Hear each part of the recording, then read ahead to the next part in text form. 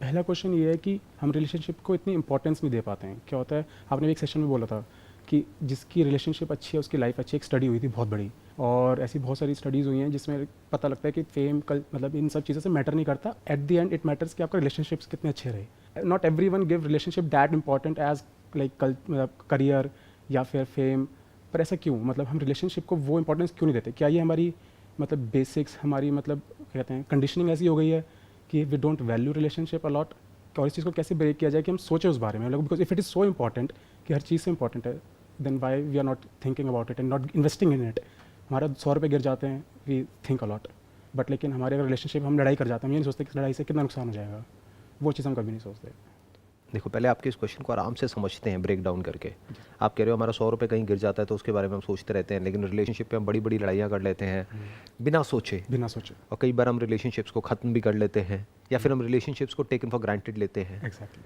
तो इसमें क्या है कि पहली बात तो ये समझने वाली है कि जिसको रिलेशनशिप नहीं मिली होती है एक अच्छी, या ये कह लो जिसको एक अच्छा पार्टनर नहीं मिला है या मिली है, तब तक तो उसके लिए बहुत इंपॉर्टेंस होती है एक रिलेशनशिप की। Make sense. आप किसी को भी देख लो, सब इधर उधर चक्कर लगा रहे हैं, लगा रही हैं, whatever, everybody is trying to find out someone special, a partner, और somebody to talk to, somebody to spend time with। सबके रीजंस अलग अलग हो सकते हैं। किसी का हो सकता है प्योरली बायोलॉजिकल कि भाई अपनी सेक्सुअल नीड्स को पूरा करने के लिए हमको कोई पार्टनर चाहिए, किसी का हो सकता है इमोशनल नीड्स के लिए चाहिए, किसी का कुछ, किसी का कुछ। बट द पॉइंट इज कि जब तक वो पार्टनर हमको नहीं मिला होता है या नहीं मिली होती है, तब तक तो उसकी बहुत इंपॉर्टेंस होती है हमारे लिए। तब तक हम उसके लिए कुछ भी करने को तैयार होते हैं, जैसे टिपिकल लैंग्वेज में बोलते हैं ना कि चांद तारे तोड़ के ले आऊंगा, ये वो व्हाटएवर। बट जब वो मिल जाता है या मिल जाती है, तो हमें ऐसा लगने लग जाता है कि अब तो ये हमारा हो गया। Then we take it for granted. We think कि अब ये हमारा राइट है। पर ऐसा नहीं होना चाहिए। आइडली ये नहीं होना चाहिए, बट ऐसा होता है। हाँ। क्योंकि पहले हमें ये देखना पड़ेगा कि होता क्या होता है, ये नहीं कि क्या नहीं होना चाहिए। करेक्ट। एक्चुअल में ऐसा होता है। करेक्ट। और सबके साथ होता है। जैसे ही एक रिलेशनशिप पुरानी हो जाती है एंड बोर्डम सेट्स इन, तो फिर इंसान थोड़ा स्पार्क के लिए, फन के लिए, या तो और रिलेशनशिप्स में जाने लग जाता है, जो कि वैसे देखा जाए तो गलत है, क्योंकि वो एक तरह से ट्रस्ट ब्रेक कर रहा है दूसरे इंसान का। दूसरा, उसमें क्या होता है कि वो उस पर्सन को टेकन फॉर ग्रांटेड ले लेता है। मतलब अब उसके लिए इंपॉर्टेंट क्या हो जाता है, मतलब इन अ नटशेल क्या होता है कि जैसे ही वो पर्सन हमको मिल जाता है, तो हमारे माइंड में आ जाता है कहीं ना कहीं कि अरे ये तो मेरा है, मेरी है, ये कहाँ जाने वाला है, कहाँ जाने वाली है। अब मैं अपना फोकस करता हूँ करियर पे, या फिर पैसा कमाने पे, या फिर इस पे, या फिर उस पे। तो फिर हम उसको छोड़ देते हैं और अपना कहीं और ध्यान लगा देते हैं। करेक्ट। तो ज्यादा इंपॉर्टेंट क्या है, करियर या वो रिलेशनशिप? क्योंकि career can be easily changed. नई स्किल एक्वायर कर लो, इंडस्ट्री चेंज कर लो, या फिर कंपनी चेंज कर लो, या जॉब से बिजनेस में आ जाओ, बिजनेस से जॉब में चले जाओ।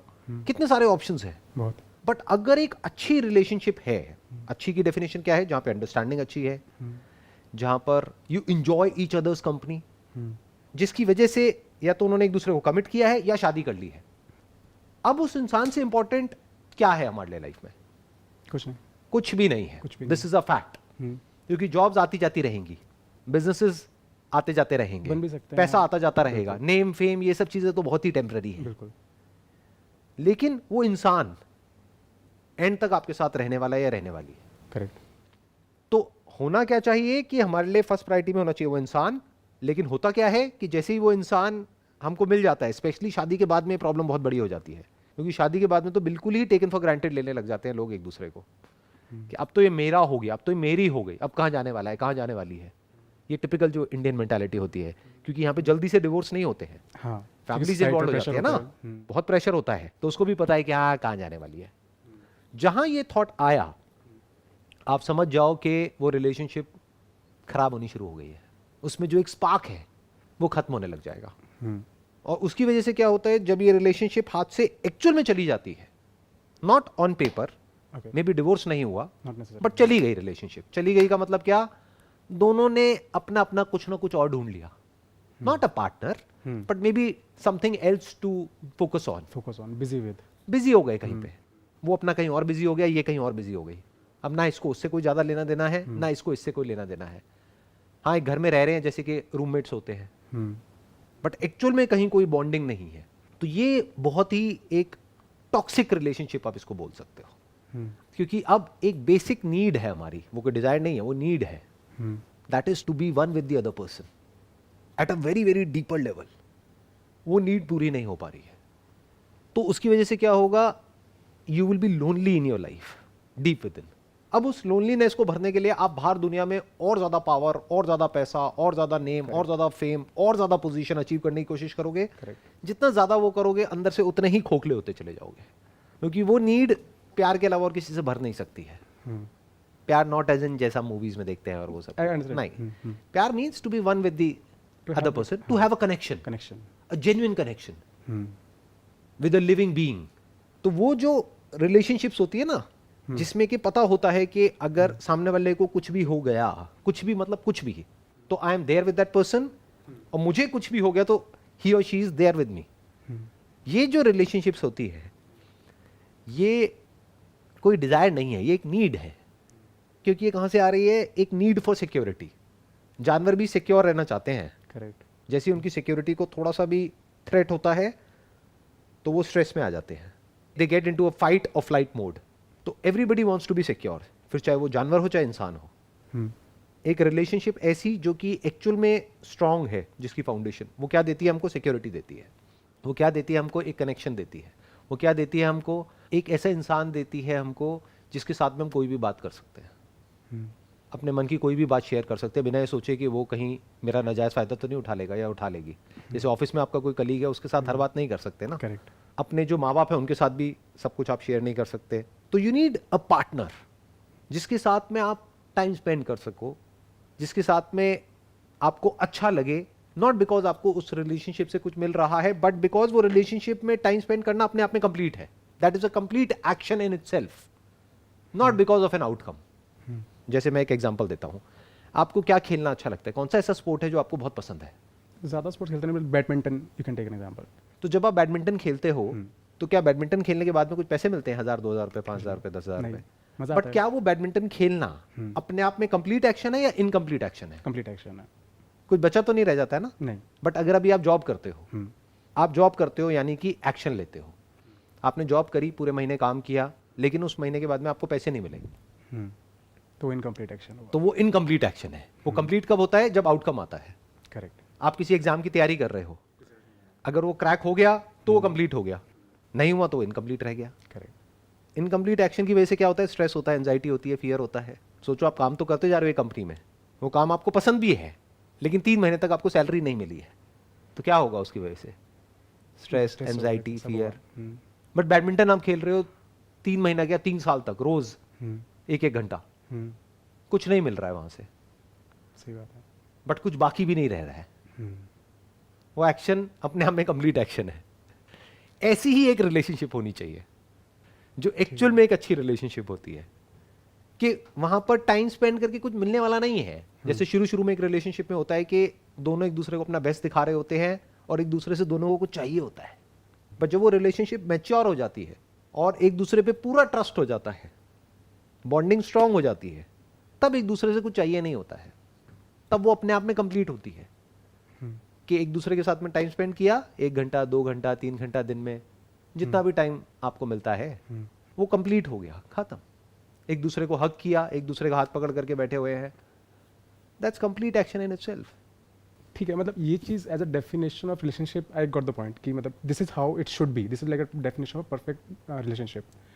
But problem is how, because see अगर ये चीज़ें होंगी तो क्या होगा, लाइफ में एक हैप्पीनेस आएगी, एक सेटिस्फैक्शन आएगी, एक वो चीज़ आएगी जैसे आपने बोला कंप्लीट एक्शन है। You don't have to wait कि एक रिजल्ट आएगा उसके बाद मैं खुश होऊंगा, आप उसी टाइम पे it is a complete action. जैसे आपने बोला खेलने में उसी टाइम पे आप खुश हो जाते हो, लाइफ में कुछ भी बाकी नहीं रह जाएगा, बाकी कुछ बाकी नहीं रह जाएगा। करेक्ट। आइडियली लाइफ ऐसी होनी चाहिए जिसमें कुछ बाकी ना रह जाए। बाकी मतलब क्या, रिग्रेट। करेक्ट, कोई रिग्रेट ना हो। अब ये इतना इंपॉर्टेंट है, बट क्वेश्चन इज कि वो फिर भी ये सब होने के बावजूद जब भी मतलब ये चीज़ मतलब क्योंकि उससे क्या होगा, कंप्लीटनेस की फीलिंग आएगी, पर हम वो चीज़ भूल जाते हैं। हम क्या करते हैं, हम फिर भी लड़ाई करने लग जाते हैं, कॉन्फ्लिक्ट में आ जाते हैं। We are scared of getting in conflict with the person we love, क्योंकि हम नहीं चाहते कि जैसे आप क्योंकि होता है आप यू अंडरस्टैंड कि रिलेशनशिप इज इंपॉर्टेंट। अब आप उस जो नेक्स्ट पर्सन आप उसके साथ कॉन्फ्लिक्ट में आना ही नहीं चाहते, क्योंकि आपको पता है कि अगर आप कॉन्फ्लिक्ट में आए तो रिलेशनशिप डिग्रेड होगा, क्योंकि एक मेंटल थॉट में चीज़ें घूमती हैं at the back of your mind, क्योंकि वो कंप्लीटनेस वाली मतलब अगर ऐसे कंप्लीटनेस है तो अच्छा आपके हिसाब से रिलेशनशिप में जो ऐसा कंप्लीट रिलेशनशिप है उसमें कॉन्फ्लिक्ट होगा या नहीं होगा? ये एक गलत अंडरस्टैंडिंग है। क्योंकि अगर आप डीपली एक रिलेशनशिप को समझोगे तो कॉन्फ्लिक्ट तो होगा ही और होना चाहिए। कॉन्फ्लिक्ट एक रिलेशनशिप को अच्छा करती है, बुरा नहीं करती है। तो हमें ये कभी भी एक्सपेक्ट नहीं करना है कि एक रिलेशनशिप में कॉन्फ्लिक्ट नहीं होगा। कॉन्फ्लिक्ट नहीं होगा तो रिलेशनशिप भी नहीं होगी, क्योंकि दो अलग अलग लोग हैं ना जो साथ में आ रहे हैं, तो कॉन्फ्लिक्ट होगा। बट कॉन्फ्लिक्ट के बाद में क्या होता है, बॉन्डिंग स्ट्रांग हो जाती है। आप अभी हो किसी रिलेशनशिप में? मैं हस्बैंड, मतलब आई एम मैरिड। तो जब लड़ाई होती है, हाँ, तो लड़ाई के बाद में जब वापस से पैचअप होता है तो कैसी फीलिंग होती है? अच्छी फीलिंग होती है, you get like very close. लड़ाई के बाद में जब वापस से मिलते हैं तो एक बहुत अच्छी फीलिंग होती है। तो कहीं ऐसा ना हो कि आपके सबकॉन्शियस को उस फीलिंग में इतना मजा आने लग जाए कि अब आप लड़ने लग जाओ और पैचअप करो। इसके लिए कुछ टर्म्स भी हैं जो यूज करी जाती है, जैसे बोलते हैं ब्रेकअप सेक्स। मतलब क्या, ब्रेकअप किया 3-4 दिन के लिए, 5 दिन के लिए, हफ्ते के लिए, फिर वापस से पैचअप किया, फिर जब मिले तो एक स्पार्क आ गया वापस से रिलेशनशिप में। जैसे आप भूखे हो और फिर आपने खाया तो खाने में मजा आया ना, बस जितनी आपकी भूख है उससे ज्यादा खाने को मिल गया तो आपका फेवरेट खाना भी बेकार लगने लग गया। हाँ, करेक्ट। इस साइकी को बड़े ध्यान से समझना होगा जो बात मैं कह रहा हूं। तो there is a fine line between conflict and no conflict. If there is no conflict in a relationship, that is a very toxic relationship. क्योंकि बेसिकली क्या है, आपको एग्री करना पड़ेगा सामने वाले से। फॉर एग्जाम्पल, हमारी और गवर्नमेंट की एक रिलेशनशिप है। करेक्ट। उस गवर्नमेंट को किसने इलेक्ट किया? हमने किया है। अगर आपको उस गवर्नमेंट के जो भी एक्शंस हैं उससे कोई प्रॉब्लम है, तो जब तक उनको बताओगे नहीं, उनको पता कैसे लगेगा? जैसे ही बताओगे तो कॉन्फ्लिक्ट होगा। हाँ, करेक्ट। बताओ। ऐसे ही रिलेशनशिप में है कि दोनों में से एक अथॉरिटी बन गया कि I am the superior person, अब मैं जो कहूंगा वो करते चले जाओ। तो जब तक सामने वाला वो कर रहा है, कर रही है, कोई कॉन्फ्लिक्ट नहीं है। जैसे पहले के जमाने में होता था कि पति परमेश्वर है, मैं चरणों की दासी हूं, अब जो भी है मेरी जिंदगी में यही है, तो कोई कॉन्फ्लिक्ट नहीं है क्योंकि पति तो परमेश्वर हो गया। बट अब तो ऐसा नहीं होता है ना, नहीं, और ऐसा होना भी नहीं चाहिए, बिल्कुल नहीं। क्योंकि फिर सामने वाले की तो फ्रीडम बिल्कुल ही खत्म हो गई। Correct. So the point is कि जैसे ही आपको कुछ भी गलत लगेगा सामने वाले के एक्शंस में और आप बोलोगे, तो किसी को भी अपनी गलती सुनना अच्छा नहीं लगता है, अपनी गलती की तरफ पॉइंट आउट करना अच्छा नहीं लगता है। आप यहाँ बैठे हो, मैं एकदम से आपकी गलतियों की तरफ पॉइंट आउट करने लग जाऊं तो आपको गुस्सा आएगा। एक लेवल तक तो आप टॉलरेट कर लोगे, उसके बाद में आप कहोगे आपका कोई बॉस है, बोलता रहे बोलता रहे बोलता रहे। एक लेवल के बाद में आप कहोगे यार चुप कर, बहुत हो गया। सो द पॉइंट इज कि the moment you speak there is bound to be a conflict. उसकी भी अपनी बाउंड्रीज है कॉन्फ्लिक्ट की। ये नहीं कि कॉन्फ्लिक्ट हुआ तो कुछ भी कर रहे हैं। एक है, एक कॉन्फ्लिक्ट हुआ जिसको मिल करके, बैठ करके, बात करके, डिस्कशन करके हम सॉल्व करने की कोशिश कर रहे हैं। मानो सामने वाला एग्रेसिव हो गया है तो आप वहां से उठ करके चले गए हो, क्योंकि अगर आप भी एग्रेसिव हो गए तो हो सकता है वो रिलेशनशिप ही खत्म हो जाए, कुछ ऐसा हो जाए जो नहीं होना चाहिए। सो मैं क्या कह रहा हूं, boundaries of a conflict. Conflict क्या है? बेसिकली एक डिस्कशन ही तो है। Correct. Disagreement of point. Disagreement है। हाँ। जब भी डिसएग्रीमेंट होता है तो उसके बीच का रास्ता निकालने के लिए there must be some code of conduct, there must be some ethics, some values, some rules, some regulations in place, at least from your side, even if it is not there from the other person side, because उसकी आप guarantee नहीं ले सकते। Correct. अपने आप को तो control कर ही सकते हो ना, तो इतना आप कर सकते हो। बट कभी ये मत सोच लेना कि कॉन्फ्लिक्ट नहीं होगा या कॉन्फ्लिक्ट नहीं होना चाहिए, फिर तो रिलेशनशिप बेकार हो जाएगी। ये दो एक्सट्रीम्स हैं, ध्यान से समझना। या तो इंसान कॉन्फ्लिक्ट को अवॉइड करने की कोशिश करता है, तब वो रिलेशनशिप बेकार हो जाती है, या फिर उसको कॉन्फ्लिक्ट में मजा आने लग जाता है। लड़ाई करी, पैचअप किया, ब्रेकअप किया, पैचअप किया, बड़ी लड़ाई करी, और जितनी बड़ी लड़ाई करोगे उसके बाद जब दोबारा से मिलोगे तो एक अलग ही इंटेंसिटी होगी उस मिलने में, तो उसमें मजा आने लग जाएगा। अगर उसमें मजा आने लग गया तो अब आपका जो सबकॉन्शियस माइंड है वो बार बार आपकी लड़ाई करवाएगा। करेक्ट। तो लड़ना नहीं है और लड़ाई को अवॉइड भी नहीं करना है। क्या करना है? पीसफुली लड़ाई करनी है, पीसफुली अपने पॉइंट को सामने वाले के आगे रखना है। That is a fine line जिसको मेंटेन करना होता है। आई एम नॉट श्योर आप कितना इसको देख पा रहे हो जिस लेवल से मैं बात कर रहा हूं। I am trying my best.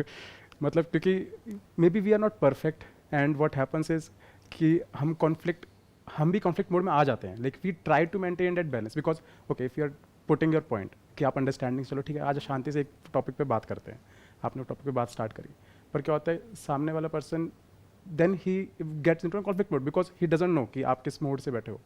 तो क्या होता है ना, you get like into a bouncing place कि आप सुन रहे हो देन आपने भी एक सेशन में बोला था कि एक पॉइंट आता है, ठीक है मैं सुने जा रहा हूँ और तू मतलब now you are like getting that point, तो फिर वो लड़ाई कॉन्फ्लिक्ट हो जाता है। Like you have to from your side also you have to एक पॉइंट पर आके रुकना पड़ता है। तो फाइंड बैलेंस का, how to maintain that balance in that scenario, वो आई थिंक पर्सनल लेवल पे यू हैव टू लर्न। आपको क्या करना है, आपको हर बात पे नहीं लड़ना है, चूज योर बैटल। लाइफ में 2-3 चीज़ें हैं जो बहुत इंपॉर्टेंट है, बाकी ये जो इंपॉर्टेंट नहीं है। 99% जो आपकी लड़ाइयाँ होंगी वो आप देखोगे वो उन चीज़ों की वजह से हो रही है जो इंपॉर्टेंट है ही नहीं। करेक्ट। 1% कभी ऐसा होता है कि इंपॉर्टेंट चीज़ों की वजह से लड़ाई हो रही है, और वहाँ होनी भी चाहिए। हाँ वहाँ तो डिवोर्स तक हो जाना चाहिए। हाँ बिल्कुल सही बात है, बिल्कुल सही अगर कोई बहुत बड़ा पॉइंट है जो नहीं होना चाहिए बिल्कुल। और फिर भी हो रहा है उस रिलेशनशिप में, तब तो अलग हो जाना चाहिए, तब तो वो रिलेशनशिप आगे बढ़नी ही नहीं चाहिए। बट 99% केसेस में मैं आपको बता रहा हूँ, अगर आप ऑब्जर्व करोगे ना, छोटी छोटी चीज़ों की वजह से लड़ाई होती है। तो जब छोटी छोटी चीज़ों की वजह से होती है तो लड़ाई भी छोटी छोटी होनी चाहिए ना। पर वो बड़ी हो जाती है। बड़ी क्यों हो जाती है अपने आप से पूछो। क्योंकि हमने कभी डिफाइन ही नहीं किया है कि हमारे लिए बड़ा क्या है और छोटा क्या है। कभी ये डिफाइन ही नहीं किया है लाइफ को प्रॉपर तरीके से। जैसे आपने बताया था कि सेट योर प्रायोरिटीज, कि इस पे लड़ना है, इस पे नहीं लड़ना, टॉप 2 या 3 होनी चाहिए। You must choose your battle wisely. ऐसा नहीं कि आप छोटी मोटी चीज़ों के लिए लड़ रहे हैं। मैं एक एग्जांपल देता हूँ। Do you have kids? हाँ, 7 months डॉटर।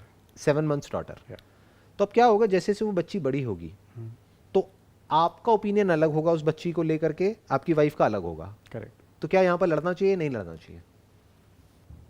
यहाँ पे लड़ाई होगी। अब वो लड़ना चाहिए नहीं लड़ना चाहिए, वो आई थिंक नहीं लड़ना चाहिए। ध्यान से समझना, ये छोटी चीज़ नहीं है, क्योंकि आपकी डॉटर है। आपकी डॉटर से ज़्यादा प्यार आपको दुनिया में और किसी से नहीं होगा, आई एम श्योर। करेक्ट। तो अब आपकी डॉटर के लिए कुछ ऐसा है जो सही नहीं है, लेकिन आपकी वाइफ को सही लगता है। अच्छा। आपको सही कुछ और लगता है, और जो आपको सही लगता है एक्चुअल में भी वही सही है। आप क्या करोगे? देन लड़ाई होगी, लड़ना चाहिए। उस केस में तो लड़ना चाहिए। अब इसका क्या सोल्यूशन है? ये तो नेवर एंडिंग हो गई, क्योंकि उसके पॉइंट से वो सही है, आपके पॉइंट से आप सही हो। अब क्या करोगे? पूरी जिंदगी लड़ते रहोगे। अब इसका क्या सोल्यूशन है? मैं बताऊं क्या है सोल्यूशन? सर इसलिए हाँ। जी। एक दूसरे की रोल्स और रिस्पॉन्सिबिलिटीज को डिवाइड कर लो। ओके। कि ये किसका रोल है और किसकी रिस्पॉन्सिबिलिटी है, और ये किसका रोल है और ये किसकी रिस्पॉन्सिबिलिटी है। बिजनेस पार्टनरशिप भी ऐसे ही चलती है। एक दूसरे के काम में जब कोई दूसरा टांग अड़ाने लग जाता है ना, तो लड़ाई हो जाती है। वो हम कभी डिफाइन ही नहीं करते हैं। दोनों मिल करके एक ही काम को करेंगे तो दोनों के करने का तरीका अलग अलग होगा, तो लड़ाई इनएविटेबल हो गई। पहले ही डिफाइन कर लो बैठ करके कि ये किसका डिपार्टमेंट है। मानो ये क्लियर होना चाहिए कि जो घर है ये आपका डिपार्टमेंट है। घर में कहाँ पर क्या होगा क्या नहीं होगा, you are the boss. I have got no say in that. मैं आ करके अपनी राय रख सकता हूँ, बट फाइनल कॉल आपकी होगी कि यहाँ कौन सा पेंट होगा, कौन सा नहीं होगा, ये होगा वो होगा। क्यों? क्योंकि वो छोटी चीज़ है। पेंट लाल की जगह पीला हो जाएगा तब भी क्या होगा, समझ गए जी? नंबर 1। नंबर 2, बच्चे के लिए क्या सही है क्या नहीं है, वो कॉल किसकी होगी? जो ज़्यादा इनिशिएटिव लेना चाहता है या चाहती है, जो एक्चुअल में उसकी पूरी रिस्पॉन्सिबिलिटी लेना चाहता है या चाहती है। For example, if your wife says कि मेरी बच्ची के साथ क्या होगा वो मेरे पे छोड़ दो, I will take care of it. मुझे कहीं ज़रूरत लगेगी आपकी तो मैं बता दूंगी, लेकिन इसकी परवरिश कैसे होगी वो मेरे पे छोड़ दो। तो आपको छोड़ना पड़ेगा। तो आपको क्या करना पड़ेगा? अपने करियर पे फोकस करो। या अगर कहीं कुछ बहुत गलत होता हुआ दिख रहा है, जो बच्ची के लिए मान लो बहुत ही गलत है, तब आप बोल सकते हो। अब बात है छोटी मोटी गलतियां, छोटी मोटी चीजें। करेक्ट। वहां पे गलत हो भी गया, सही हो भी गया, तो क्या फर्क पड़ता है? ये जो मंत्र है ना, क्या फर्क पड़ता है, इसको गांठ बांध लो। अगर रिलेशनशिप को लंबा चलाना है तो छोटी मोटी चीजों में क्या फर्क पड़ता है, बड़ी चीजों में फर्क पड़ता है। तो बड़ी क्या है और छोटी क्या है, that must be very clear. कि बच्ची के लिए कुछ बहुत गलत है तो फर्क पड़ता है, छोटा मोटा कुछ है मेरे को गलत लग रहा है। फॉर एग्जाम्पल, ये खिलाना अच्छा होता है, वो खिलाना बुरा होता है, मैंने कहीं पढ़ लिया है। अब मैं अपनी वाइफ से लड़ रहा हूँ, ये क्यों खिला रही हो, वो क्यों नहीं खिला रही। करेक्ट। इसमें क्या लड़ना है? आपको ये पता होना चाहिए कि मेरी जो नॉलेज है, मेरी भी हटा दो, जो नॉलेज है that is limited, that is always biased. आपने कहीं गूगल से कुछ पढ़ लिया है, आपकी वाइफ ने कुछ और पढ़ लिया है, अब दोनों अपने हिसाब से कुछ करना चाहते हैं। या स्कूल में मान लो आपकी अपनी एक विजन है, आप कहते हो इस तरह के स्कूल में उसका एडमिशन कराना है, वाइफ कह रही है इस तरह के उसमें कराना है, क्या फर्क पड़ता है? ये जो मंत्र है ना, क्या फर्क पड़ता है? उसको ये खिलाना है, वो खिलाना है, क्या फर्क पड़ता है? कुछ गलत थोड़ी ना खिलाएगी वाइफ। हाँ, ये बिल्कुल। कपड़े पहनाने वो पहनाने क्या फर्क पड़ता है। पर वही होता है, हम उन चीज़ों को ज़्यादा अपने मेंटली फ़र्क डाल देते हैं कि अच्छा अगर अभी नहीं सीखा तो बाद में क्या होगा। Exactly. हम उस चीज़ को बड़ा कर देते हैं That's a अपने trap. माइंड में। That is a That's a trap, trap. That's a trap. देखो ध्यान से समझना, उससे फर्क मैं पड़ता आपको है। एक प्रैक्टिकल हाँ, एग्जांपल देता हूँ। मैं यहाँ पर बैठा हूँ, मैं एक ऐसे स्कूल से पास आउट हूँ जो कोई बहुत अच्छा स्कूल नहीं था, मतलब बहुत बुरा भी नहीं था बहुत अच्छा भी नहीं था, मीडियम लेवल का। आजकल पेरेंट्स को क्या है, वो पागल हैं अपने बच्चों के पीछे कि उसको सबसे अच्छे स्कूल में कराना है। क्यों? क्योंकि गिने चुने एक दो बच्चे ही होते हैं और उनके पीछे पेरेंट्स पागल हुए पड़े हैं हाँ। कि बेस्ट स्कूल में कराना है। ये बेस्ट स्कूल क्या होता है मुझे समझाओ। आप किस स्कूल से पास आउट हो? Sir normal school. बहुत अच्छे से या बहुत बुरे से? Medium medium. मीडियम। हाँ अच्छा कर रहे हो आज की डेट में लाइफ में? हाँ। तो जिसको अच्छा करना है वो कहीं से भी निकल करके कर जाएगा या कर जाएगी। मुझे तो अब ये लगता है कि डिग्री का भी फर्क नहीं पड़ता। अगर आपको कुछ अच्छा करना है, if you have actual practical knowledge, if you have proper guidance, आप फिर भी कर जाओगे। आपके अंदर ड्राइव है तो भी कर जाओगे। और अगर इस डिस्कशन को हम और डीपर लेवल पे लेकर के जाएंगे ना, तो एक्चुअल में जो पूरा का पूरा एजुकेशन सिस्टम है फ्यूचर में उसका इतना फर्क पड़ेगा ही नहीं। आज पड़ता है क्योंकि आप कहाँ से निकल रहे हो, कितने मार्क्स आ रहे हैं, ये हो रहा है वो हो रहा है। बट टाइम जिस तरीके से, जितनी तेजी से चेंज हो रहा है with the advent of AI, artificial intelligence, और आप तो टेक फील्ड से हो तो आप समझ पा रहे होगे मैं क्या कह रहा हूँ कि किस तरीके से एआई जो है वो जॉब्स को रिप्लेस करेगी। तो पर्सन ऐसा होना चाहिए कि जो अडेप्ट कर जाए फटाफट से, जो किसी भी नई स्किल को एक्वायर कर जाए। ऐसा नहीं होना चाहिए क्लोज माइंडसेट वाला कि नहीं मुझे यही करना है वही करना है। तो स्कूल से जो आपने सीखा उसके अलावा जो आपने सीखा वो ज्यादा इंपॉर्टेंट है। यानी कि जो आपने एजुकेशन सिस्टम से सीखा, जो भी एक्वायर किया, उसके अलावा जो और जगह से आपने सीखा और एक्वायर किया वो ज्यादा इंपॉर्टेंट है। मैं ठीक कह रहा हूं ना? बिल्कुल। आप भी अपने करियर में जो ग्रो कर रहे हो इसी वजह से कर रहे हो? 100%। जो आपने एक इंजीनियरिंग करी उसकी वजह से कर रहे हो, या जो और आपने सीखा? जो और सीखा। जैसे अभी आप क्या कर रहे हो, कौन सी लैंग्वेजेस को यूज कर रहे हो आप? अभी जैसे मैं HTML, CSS, JavaScript, angular JS framework. अभी आप सबसे ज्यादा क्या यूज कर रहे हो? Angular JS। Angular JS। ये आपने कॉलेज में सीखा था? नहीं नहीं सीखा। तो कहां से सीखा? बाहर आके। बाहर कहां से? यूट्यूब से। यूट्यूब से। और जिस टाइम पे पेरेंट्स थे उस टाइम पे तो यूट्यूब का नाम भी नहीं था। जहाँ से मैंने सीखा और मैंने करियर बनाया, और ये चीज़ पेरेंट्स को पता भी नहीं थी कि ऐसी चीज़ होगी फ्यूचर में जहाँ से एक्चुअली ग्रोथ होगी। तो अगर आज से 10-15 साल बाद देखें तो रियली जो आपने पॉइंट बोला कि AI इन चीज़ों से हम जिस चीज़ में आप एक्चुअली में इंपॉर्टेंस दे रहे हैं, क्या पता वो चीज़ें ही ना रहें, एग्जैक्टली कुछ अलग ही आ जाए और हम बेफालतू में टेंशन ले रहे हैं उस चीज़ की अभी कि वो एक्चुअल में इंपॉर्टेंट है ही नहीं कि कौन सा स्कूल है, क्या है, ये है वो है। ठीक है, एक रीजनेबल लेवल का स्कूल होना चाहिए ताकि एक बच्चे को एक अच्छा एनवायरनमेंट मिले। करेक्ट। उसकी सोशल स्किल्स के लिए वो चीज़ इंपॉर्टेंट है, उसकी कम्युनिकेशन स्किल्स के लिए इंपॉर्टेंट है, उसकी जो इंटरपर्सनल जो स्किल्स है उसके लिए इंपॉर्टेंट है। But as far as education is concerned, अगर आप अपना एग्जांपल लोगे, आज जो भी आप अर्न कर रहे हो एक अच्छे लेवल पर हो, that is because of angular. और वो आपने कहीं किसी कॉलेज से नहीं सीखा, किसी एजुकेशन सिस्टम से नहीं सीखा, वो कहां से सीखा? यूट्यूब से, वो भी फ्री में। तो जिसको सीखना है वो कहीं से भी सीख लेगा या सीख लेगी, और जिसको नहीं सीखना है उसको बढ़िया से बढ़िया स्कूल में भी ले जा करके डाल दो, बढ़िया से बढ़िया कॉलेज में डाल दो, वो नहीं सीख पाएगा। तो इसके लिए लड़ना क्यों है? बिल्कुल नहीं। हाँ। अगर उस बच्चे के अंदर सीखने की चाह होगी, that is much more important than जो उसको सिखाया जा रहा है एजुकेशन सिस्टम के थ्रू। तो उसके अंदर अगर कुछ पैदा करना ही है तो सीखने की चाह पैदा करो जी। बच्चे के अंदर। उसके लिए अपनी वाइफ से लड़ने की जरूरत नहीं है। उसके लिए क्या करना है, बच्चे को एनकरेज करो क्वेश्चंस पूछने के लिए। बच्चे को जा करके बोलो जो मर्जी जैसे मर्जी क्वेश्चंस पूछो, जितने मर्जी पूछो, कभी पीछे नहीं हटना है जब भी कोई बच्चा क्वेश्चन पूछता है। ये बहुत बड़ी गलती करते हैं। हाँ। कह रहे अभी थोड़ी देर में आना, मैं बिजी हूं, तो बच्चा आना ही बंद कर देता है। मैं अभी काम में हूं, नहीं, काम को रोक दो, काम इज सेकेंडरी। जब बच्चा कोई क्वेश्चन पूछ रहा है तो उसको बोलना है कि कभी भी कोई भी क्वेश्चन पूछना है किसी भी तरह का, बच्चे के माइंड में थॉट्स आ रहे हैं उल्टे सीधे। अभी तो बच्ची आपकी बहुत छोटी है, 7 महीने की, जब बड़ी होगी तो कई कई तरह के थॉट्स आएंगे जो वो किसी से डिस्कस नहीं कर सकती है। कि मेरे माइंड में थॉट आ रहा है कि आपकी डेथ होगी तो क्या होगा, तो वो नॉर्मली बोलते नहीं है किसी को, अपने अंदर ही रखते हैं बच्चे। ट्रू। ये चीज़ जैसे अगर मैं देखूँ तो हमारे बचपन में हमें आते थे लेकिन हमने कभी किसी से पूछा ही नहीं, किसी से पूछा ही नहीं, ना किसी से डिस्कस किया। उसके अलावा जब वो और बड़े होंगे बच्चे तो सेक्सुअल थॉट्स आएंगे, अंदर बहुत कुछ चेंजेस होंगे बॉडी में, चेंजेस होंगे। तो they must be so comfortable कि वो आपके पास, आपकी वाइफ के पास में आकर के डिस्कस कर सके, जो हमने नहीं किया अपने पेरेंट्स के साथ में। तो ये ज्यादा इंपॉर्टेंट है, इसमें लड़ाई की कोई गुंजाइश ही नहीं है। कुछ ही नहीं, आपको अपना आराम से फ्रेंडली भी कुछ भी नहीं है, कुछ भी नहीं है। तो होता क्या है, हम चिंदी चीजों के पीछे लड़ते रहते हैं एक दूसरे से, बड़ी चीजों की तरफ हमारा कभी ध्यान ही नहीं होता है।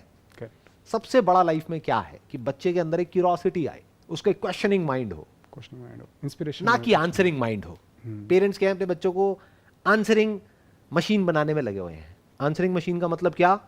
कि जो भी एजुकेशन सिस्टम में सिखाया जा रहा है उसको रट लिया और जा करके एग्जामिनेशन में वो सब लिख करके आ गए, मतलब बढ़िया से बढ़िया आंसर दे दिए और उसके नंबर्स अच्छे आ गए और वो कह रहे हैं देखो मेरा बच्चा कितना इंटेलिजेंट है। अरे आंसर से बच्चा इंटेलिजेंट नहीं होता है, क्वेश्चन से होता है। लेवल ऑफ इंटेलिजेंस का पता इससे लगता है कि उसके लेवल ऑफ क्वेश्चंस क्या है, not the level of answers. इस हिसाब से तो गूगल इंटेलिजेंट है, उससे किसी भी क्वेश्चन का आंसर पूछ लो वो 1 सेकंड में बताएगा आपको। तो एक्चुअल में इंटेलिजेंस का मतलब क्या है वो पहले हमें समझना है, फिर बच्चे को समझाना है। उसके लिए किसी से कोई लड़ाई झगड़ा नहीं है। I hope you got all the answers for the questions that you have asked. बहुत क्लैरिटी मिली। Wish you all the best. Thank you so much sir.